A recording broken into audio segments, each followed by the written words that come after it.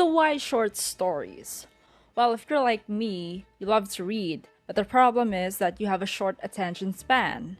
Or you're probably too broke to buy books. So you resort to one shots, fanfics, and the like. Or you don't have enough time to read for leisure, for fun. And that's where short stories come in. Short stories are easily accessible, they're free because they've been around for a while. You can read them in one sitting. You don't have to invest that much energy for it to finish it, and you receive what you would normally get from a long, normal book.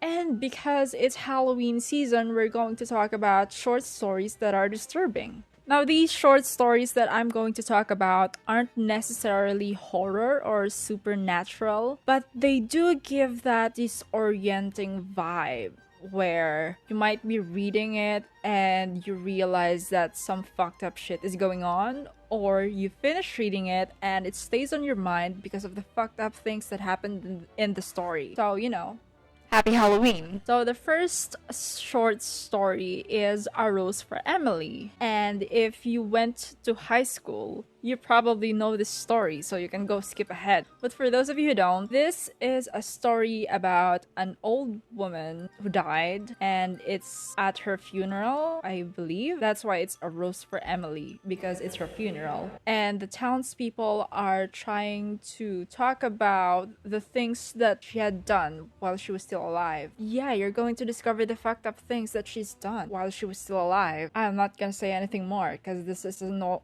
spoiler video. It's unsettling, especially that it was the first ever short story that I've ever read. I was shooketh, as the kids say it. So yeah, good luck with that. The next story is The Yellow Wallpaper by Charlotte Perkins Gilman. It's not a very short story. Like, objectively not short. It's like 10 pages long with 2 columns per page. So not very short, but it's counted as a short story because that's what it is. It's a feminist text, generally. It's gothic. So this story is about a married woman who is having a difficult time with her mental illness. And in an attempt for her to recover, her husband locked her inside a house.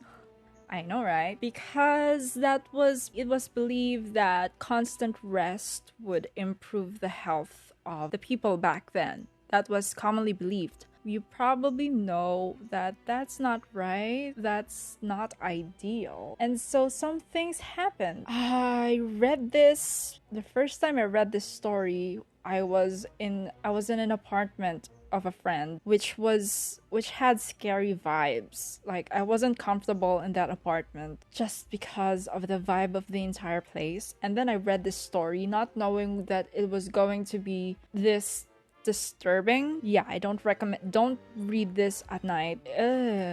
Yeah, there are many layers to this. I think part of what makes this scary is that the descriptions can be vague, can be a little vague, so it's up to your imagination. And me being me, my imagination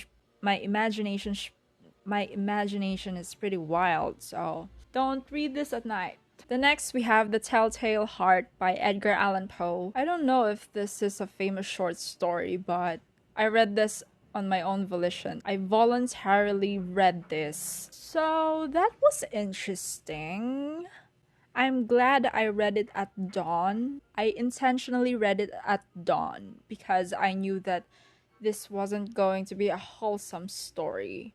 And I'm glad that I did. Basically, this is about a man talking to you. He's slowly going insane, and he's narrating his descent into madness. Yeah, so it's kind of like Joe Goldberg from You, except that the character here is more dramatic. Joe's dramatic, but like 10 times that. I didn't know what I was expecting.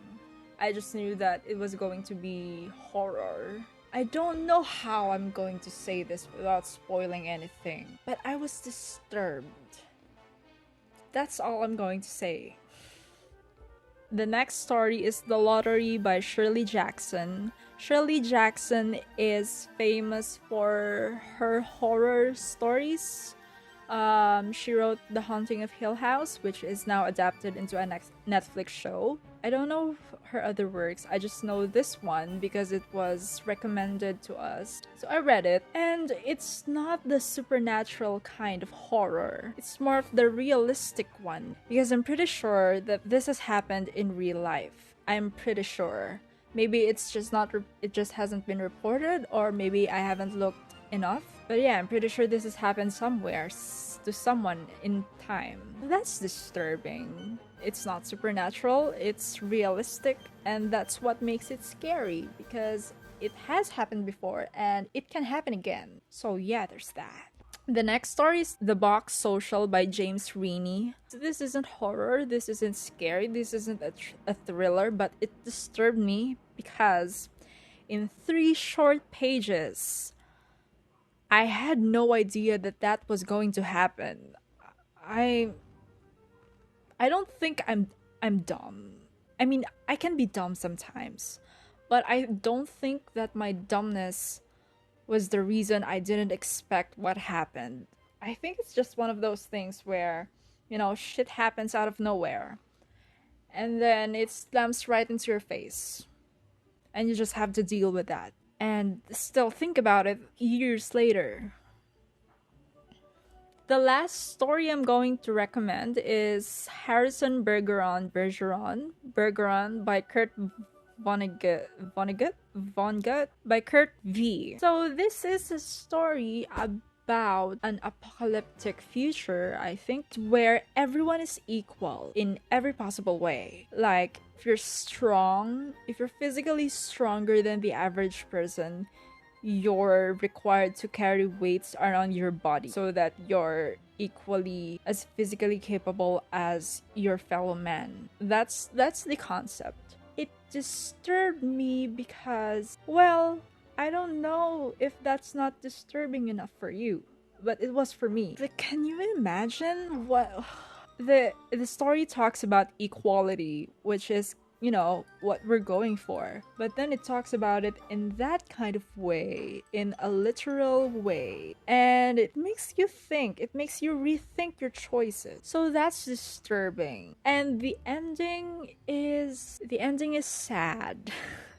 It's sad because it reflects reality, especially nowadays. I'm sure there are more short stories out there that are disturbing or scarier or really horror supernatural ones. And if you happen to know one, you're free to comment them down below and I'm gonna look them up for a good scare because it's Halloween. And if you've read any of these stories, let me know what you think about them. If you found them as disturbing as I did, or maybe I'm just an emotional, sensitive person. I am, but just maybe extra sensitive and extra emotional.